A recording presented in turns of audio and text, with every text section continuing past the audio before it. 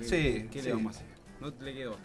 Es cristiana. Y bueno, y después Pamela David, que la vamos a perder a Pamela David en la comunidad católica. Yo la verdad que me puso muy mal esa noticia. Estuve un par de días medio triste. Y bueno, lo tenemos a Roque Bettinelli. Es así, Roque, buenas noches. ¿Qué tal? ¿Cómo va? Todo bien, Roque, ¿vos cómo estás?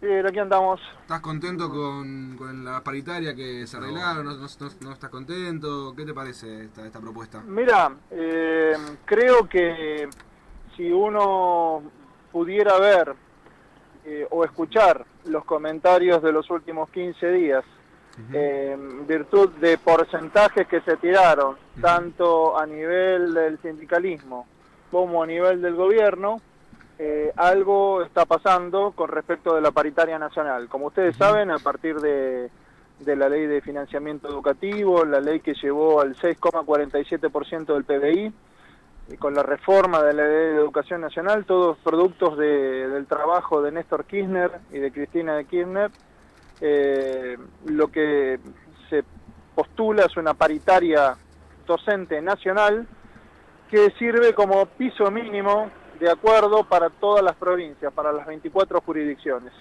Justamente es eso lo que se ofertó ayer de parte del ministro Bullrich, del ministro nacional, y lo que se propone es una cifra que con el sueldo de julio llegaría al 40% de aumento, que es más o menos lo que se habían propuesto desde los sindicatos nacionales, que fuera la cifra a alcanzarse. Lo que se propone es, con el sueldo de febrero, unos 7.800 pesos de sueldo mínimo a nivel nacional, y con el sueldo de julio, a cobrar en agosto, unos 8.500 pesos de sueldo mínimo. No estamos hablando de básico, sino de sueldo mínimo conformado, es decir, el básico más la antigüedad. Por supuesto que como hay 24 jurisdicciones, y esto lo plantea cada provincia tiene distintos básicos, distintas sumas, por escalafón de antigüedad, por méritos, algunas provincias incluso tienen presentismo, es decir que todo esto opera de distintas maneras en cada provincia.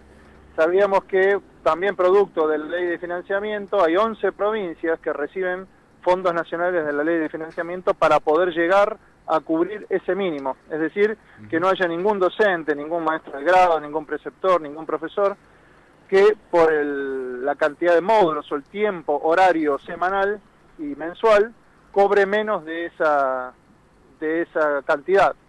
Eso es más o menos lo que se logró. No sé si me pude explicar bien, sí, pero eso es lo mínimo que se ha logrado para que el gobierno pase de una propuesta del 23% al 28% en la segunda vez, a esta propuesta que llega el sueldo a un 40% de aumento a nivel nacional. Está bien. Yo, después de leer un comunicado de Baradel, me pareció en su tonalidad, digamos, como que estaba bastante conforme, bastante contento con lo que se había conseguido. Sí. Y después, bueno, escuchándote un poco a vos, que decir que había que esperar el tema de qué pasaba con la propuesta de provincia, con lo que se arreglaba con Vidal. Claro, a nivel nacional, por ejemplo, la CETERA, que es el gremio más grande de los docentes a nivel nacional, hay otros 4, está la UDA, y hay otras centrales como la Conteduc, etcétera. La CETERA, que es el segundo gremio a nivel nacional después de los empleados del comercio, lo que plantea es tener su congreso el día viernes 26 de febrero. ¿Esto qué significa? Que le da tiempo a todas las 24 jurisdicciones a realizar sus reuniones de delegados, a realizar sus asambleas, de tal forma que la situación en cada provincia se pueda ir merituando. Perfecto. Y luego los delegados de cada provincia llevarán las conclusiones a ese congreso. Por ejemplo, en Mendoza, la propuesta es en base, con un nuevo gobernador radical, la propuesta es en base a un premio por presentismo de entre 1.500 y 2.000 pesos por cargo. Bien. Por sobre los 8.500 pesos de la propuesta nacional. ¿Qué significa esto?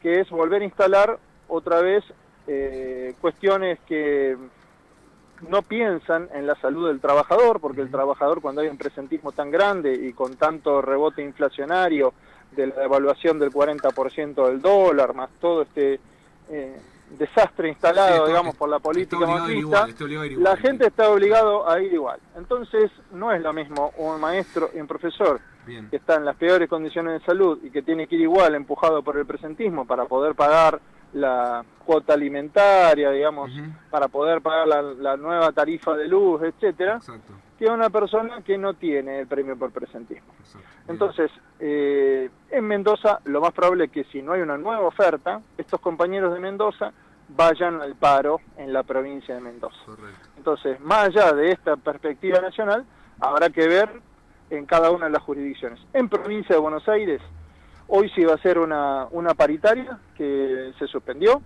y entonces, bueno, habrá que ver cuáles son las cifras de la provincia, como para ver qué es el acuerdo que se puede alcanzar. Acá había una unión de todo lo que es el Frente Gremial Docente Bonaerense, que es compuesto por SUTEBA, por la FEP, por la UDA, por SADOP, que ningún docente, por un cargo docente, es decir, la mínima unidad mensual, digamos, y semanal de trabajo, cobrara por menos de 10.000 pesos.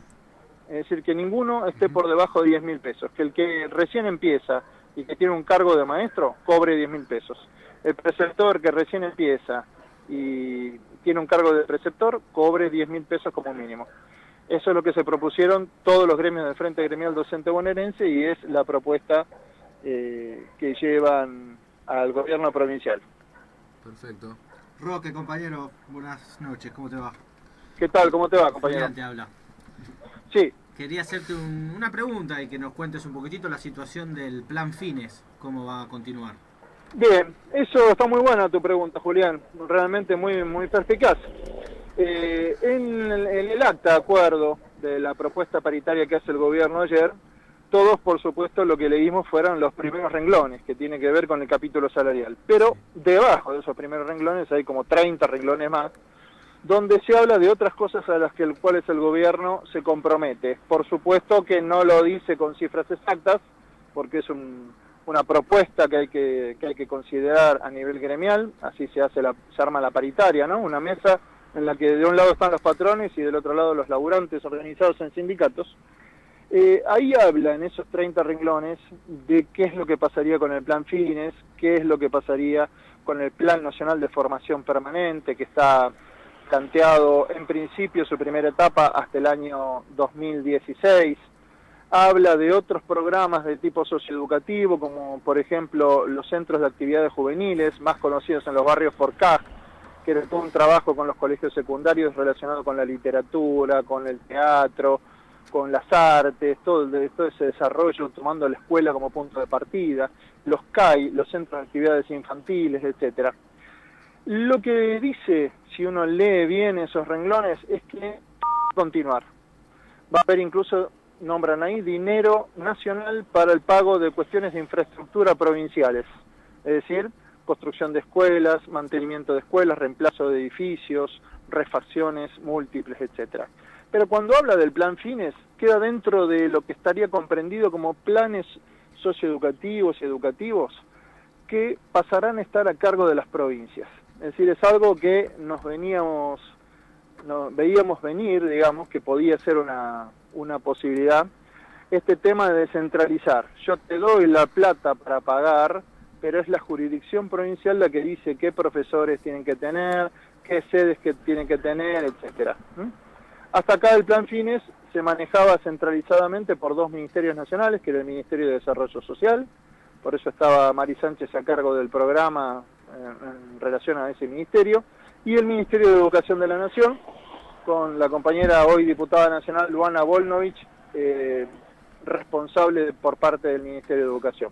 Bueno, eso ahora aparentemente estaría por cambiar y serían las provincias las que tendrían todavía más ajustado el número de la cantidad de profesores, el número de los cursantes por comisión, el tema de las sedes, etcétera. Antes había una tónica nacional que empapaba todo el programa. Ustedes saben que el plan Fines, Julián, tiene que ver con aquellos ciudadanos y ciudadanas, aquellos vecinos y vecinas, que en el momento que tenían que estudiar en su adolescencia, entre los 12, 13 y 17, 18 años, no lo pudieron hacer por distintos motivos, problemas de trabajo, problemas socioeconómicos, problemas culturales, etcétera, que hayan tenido en su momento, y el Plan Fines lo que venía era a darle esta posibilidad de terminar el secundario para poder compensar las desigualdades sociales, ¿no? Lo que significa tener un secundario para conseguir un mejor trabajo, un trabajo en blanco, por ejemplo. Bueno, entonces se puede decir que va a seguir, pero con menos presupuesto y quizás no... Y va a seguir, pero va a haber que pelearla más en las organizaciones sociales, porque una cosa que en la jurisdicción bonaerense se viene viendo es que el Plan Fines tranquilamente podría entrar en un formato más escolar, entre comillas, y menos de organización social, entre comillas, y decir, bueno, dejan de ir a las unidades básicas, dejan de ir a los comités, y a las sociedades de fomento, y van todos a las escuelas a hacer el Plan Fines. Perfecto. Que es justamente la escuela el lugar que fue parte de su expulsión del sistema educativo.